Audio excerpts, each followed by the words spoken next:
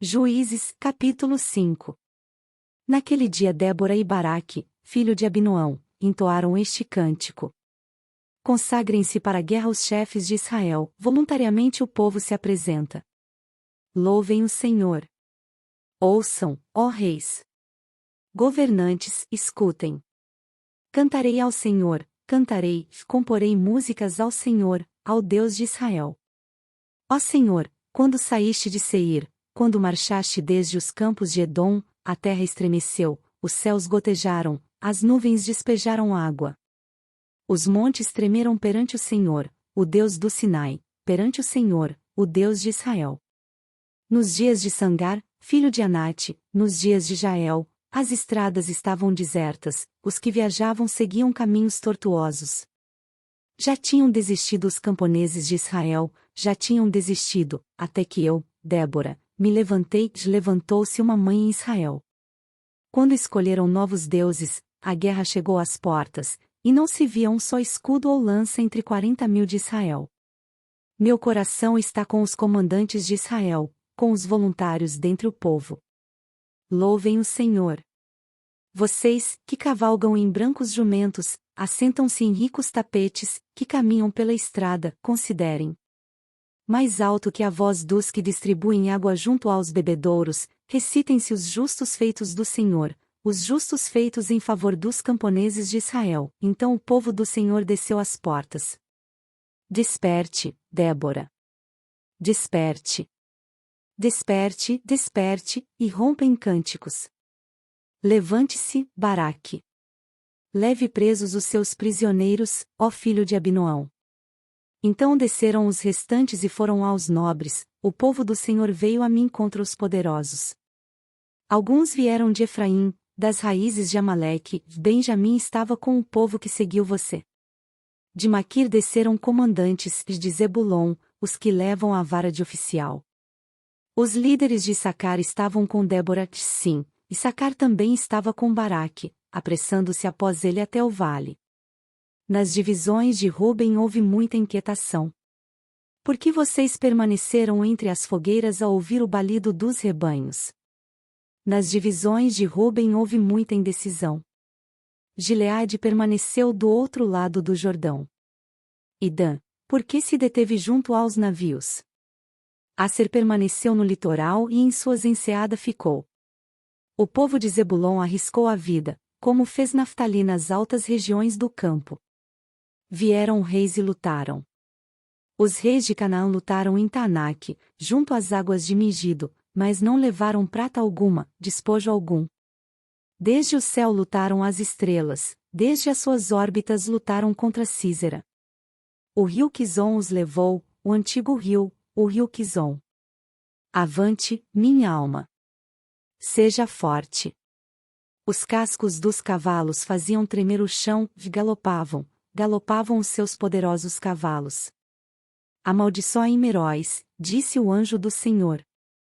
Amaldiçoem o seu povo, pois não vieram ajudar o Senhor contra os poderosos. Que Jael seja a mais bendita das mulheres, Jael, mulher de Éber, o quineu. Seja ela bendita entre as mulheres que habitam em tendas. Ele pediu água, e ela lhe deu leite, numa tigela digna de príncipes trouxe-lhe coalhada. Ela estendeu a mão e apanhou a estaca da tenda, e com a mão direita o martelo do trabalhador. Golpeou Císera, esmigalhou sua cabeça, esmagou e traspassou suas têmporas. Aos seus pés ele se curvou, caiu e ali ficou prostrado. Aos seus pés ele se curvou e caiu, onde caiu, ali ficou, morto. Pela janela olhava a mãe de Císera, atrás da grade ela exclamava: por que o seu carro se demora tanto? Por que custa a chegar o ruído de seus carros? As mais sábias de suas damas responderam, e ela continuava falando consigo mesma. Estarão achando e repartindo os despojos?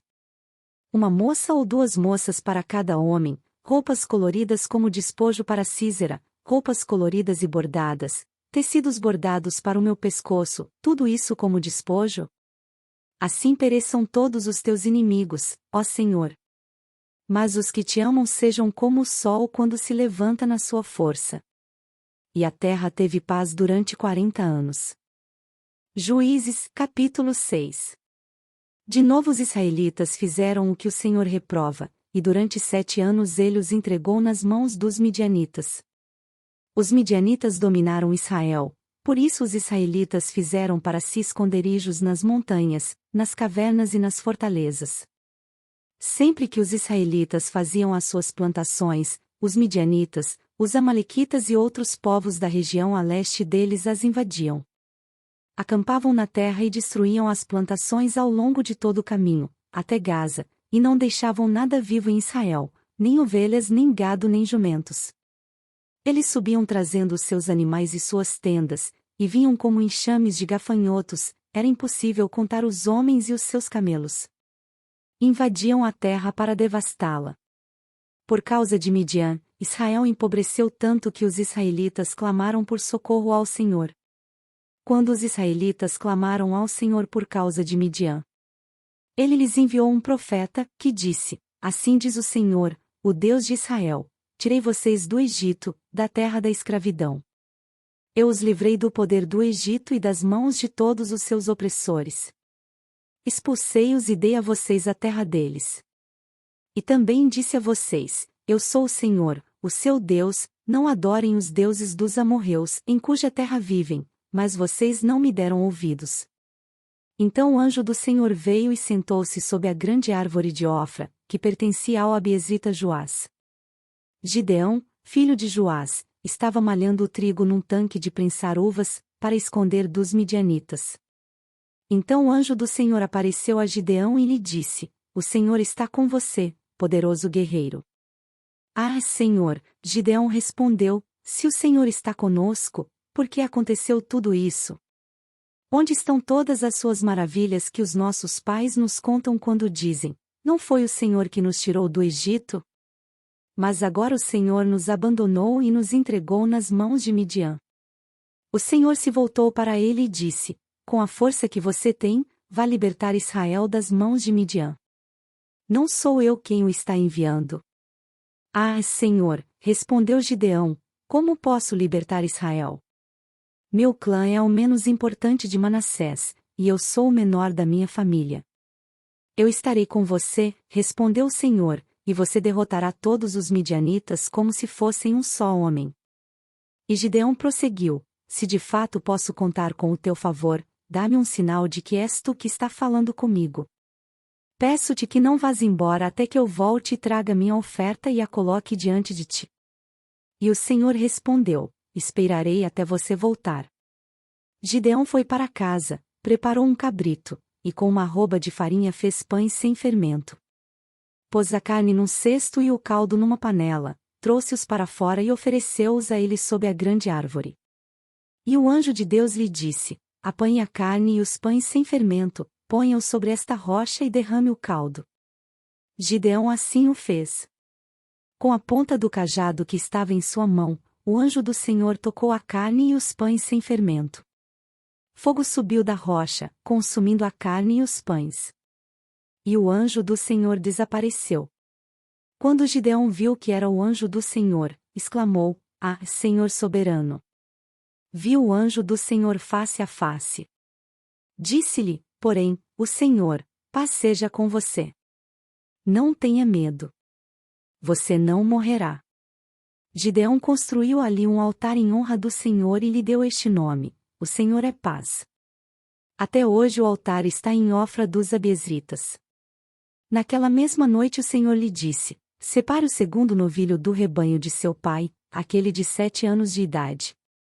Despedace o altar de Baal, que pertence a seu pai, e corte o poste sagrado que está ao lado do altar.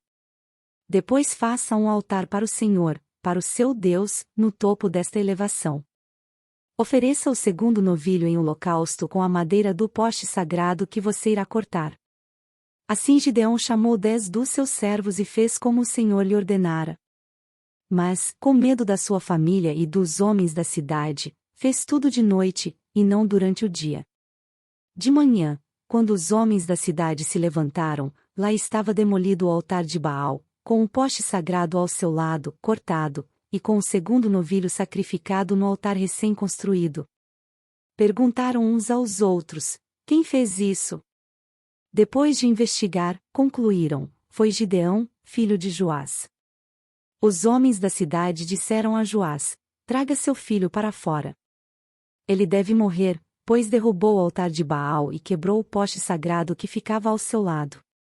Joás, porém, respondeu à multidão hostil que os cercava: vocês vão defender a causa de Baal? Estão tentando salvar? Quem lutar por ele será morto pela manhã. Se Baal fosse realmente um deus, poderia defender-se quando derrubaram o seu altar. Por isso naquele dia chamaram Gideão de Jerubaal, dizendo: que Baal dispute com ele, pois derrubou o altar de Baal. Nesse meio tempo, todos os midianitas, amalequitas e outros povos que vinham do leste uniram os seus exércitos, atravessaram o Jordão e acamparam no vale de Jezeel. Então o Espírito do Senhor apoderou-se de Gideão, e ele, com toque de trombeta, convocou os abiezritas para segui-lo. Enviou mensageiros a todo Manassés, chamando-o às armas, e também a Asser, a Zebulon e a Naftali, que também subiram ao seu encontro. E Gideão disse a Deus: quero saber se vais libertar Israel por meu intermédio, como prometeste. Vê, colocarei uma porção de lã na eira. Se o orvalho molhar apenas a lã e todo o chão estiver seco, saberei que tu libertarás Israel por meu intermédio, como prometeste. E assim aconteceu. Gideão levantou-se logo cedo no dia seguinte, torceu a lã e encheu uma tigela de água do orvalho. Disse ainda Gideão a Deus: não se acenda a tua ira contra mim. Deixa-me fazer só mais um pedido. Permite-me fazer mais um teste com a lã. Desta vez faze ficar seca a lã e o chão coberto de orvalho. E Deus assim fez naquela noite. Somente a lã estava seca, o chão estava todo coberto de orvalho.